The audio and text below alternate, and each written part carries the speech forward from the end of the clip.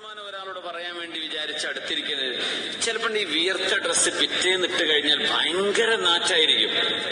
അത് ഇടുന്ന മനുഷ്യന് മാത്രം അറിയില്ല, അടുത്തിരിക്കുന്ന മുഴുവൻ മൂക്ക് പൊത്തും. അവൻ ഇന്നലെ ഇട്ട് ആ ബനിയനായിരിക്കും ചിലപ്പോ, ആ വെസ്റ്റ് അല്ലെങ്കിൽ ആ ഷർട്ട്. ചെളിയൊന്നും ഉണ്ടാവില്ല, പക്ഷെ വിയർത്തുണ്ടാവും. അതങ്ങനെ കൊണ്ടുപോയി ഹാങ്ങറിൽ വെച്ചു, പിറ്റേന്ന് അതെടുത്തു അണിഞ്ഞു. അടുത്ത് ബസ് സീറ്റിലൊക്കെ ആണെങ്കിൽ ബസ് എത്ര വരെ മനുഷ്യൻ മനസ്സിൽ റബ്ബേ എപ്പോഴാ റബ്ബേ മനുഷ്യൻ എഴുന്നേറ്റ് പോവാന്ന് വിചാരിക്കും.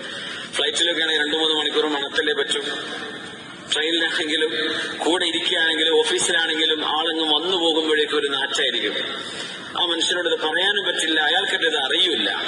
അതുകൊണ്ട് ദുർഗന്ധം നമുക്ക് വിയർപ്പായി കഴിഞ്ഞാൽ പറ്റുമെങ്കിൽ വസ്ത്രമൊക്കെ വേറെ ഉണ്ടെങ്കിൽ, അങ്ങനെയല്ലേ പറയാൻ പറ്റൂ, ദയവ് ചെയ്ത് മാറണം, വൃത്തിയുള്ള വസ്ത്രം ധരിക്കണം.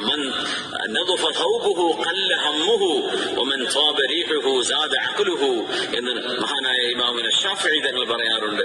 ഒരു മനുഷ്യന്റെ വസ്ത്രം വൃത്തിയുള്ളതാണെങ്കിൽ ഖല്ല ഹമ്മുഹു, ടെൻഷൻ കുറയുന്ന.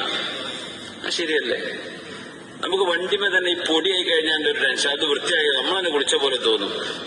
വൃത്തിയായല്ലോ, വീടൊക്കെ ഒന്ന് അടിച്ചു വാരി ഒന്ന് മാറാലേക്ക് ഒന്ന് തട്ടി നന്നായിട്ടൊന്ന് ക്ലീൻ ചെയ്ത് കഴിഞ്ഞാൽ എന്തൊരു സന്തോഷമായിരിക്കും വീട്ടുകാർക്ക്, അല്ലെ? വൃത്തി എന്നത് വലിയൊരു സംഭവമാണ്.